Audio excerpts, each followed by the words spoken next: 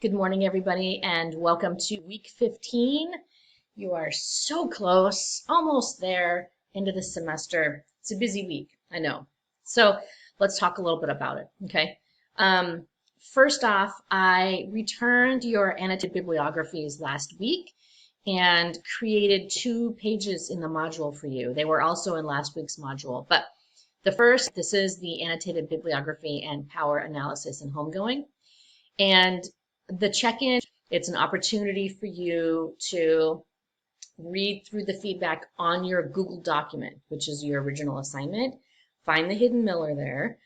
Tell me what it is. And then on the reflection, which is the PDF, to see the feedback that I gave to you. And that is especially important if you received an incomplete, because you need to revise, right? I hope that you read the feedback anyway, so that way you can kind of take that into where you're headed with the next assignment. But really, it's important for you to just kind of read through the feedback if you've got an incomplete to figure out why you got an incomplete. So that's the first thing.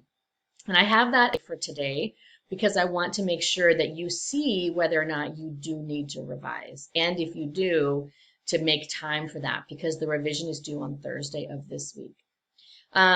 If you are planning on revising, there's a page here for you that explains the revising process and kind of what you need to do to prepare for that. Okay, but let me just reiterate.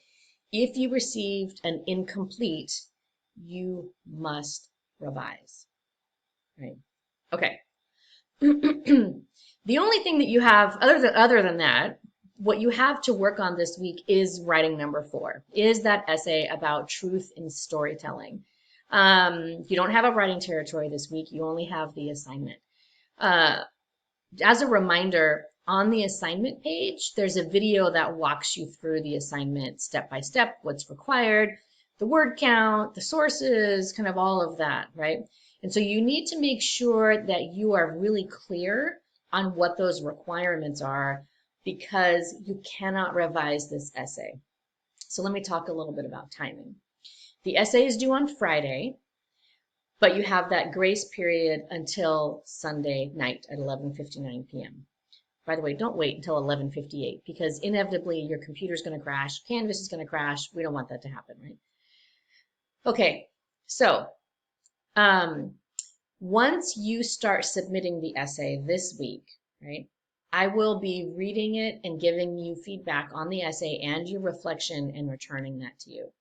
I have to do that quickly. It's a very quick turnaround on my end. It's a crazy quick turnaround, because next week, what will open up once all the essays are done, what will open up is your end of semester grade proposal.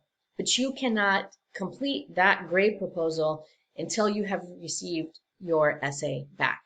So you kind of see what the timing does, right? That's why this essay cannot be submitted late.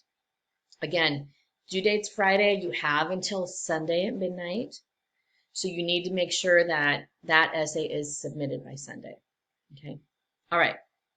So again, I would encourage you, look again at the assignment, watch the video, make sure you're crystal clear on what this assignment is asking you to do. Ideally, you worked on your rough draft, because you haven't really had anything else to work on in the class the last couple of weeks. It's really just been this essay assignment. You have the assignment due, and then you have the reflection. Remember that the reflection is also required. So let me backtrack and say a word about that. As you know, there are no points in this class. You are not receiving grades on essays, right?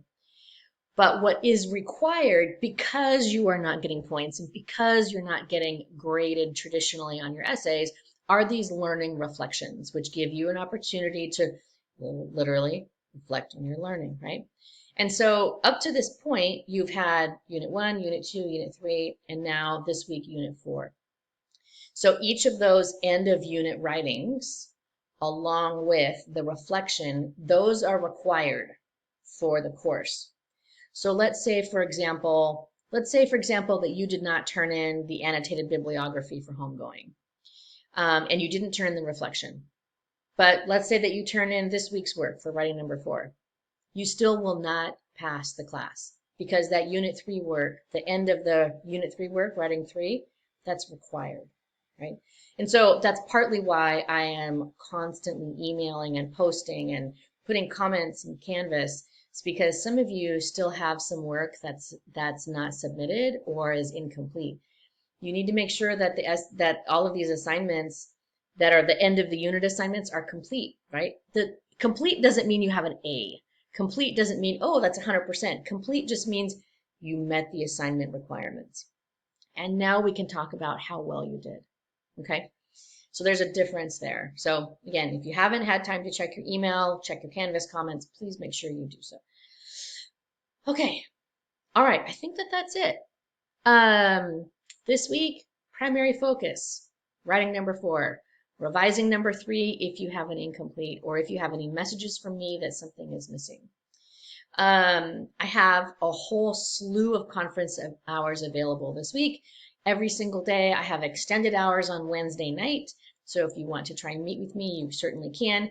You don't need to have an appointment. You can come into the conference hours anytime. But if you want a guaranteed time, then you can click schedule a conference and snag a time. In fact, if you want to have a longer conversation, snag 2 back to back. I've got plenty of hours this week. The Zoom link is always the same. You can just click on Zoom with Miller there. It'll take you there. Or you can check your email. That will also include the link. Okay. You'll notice that week 16 is not published yet. I will probably not open that until Sunday, and even then, not everything will be in there. I mean, it's there, but it will not be available to you yet because I need to finish the essays, and then you can get your end of semester grade proposal and all that.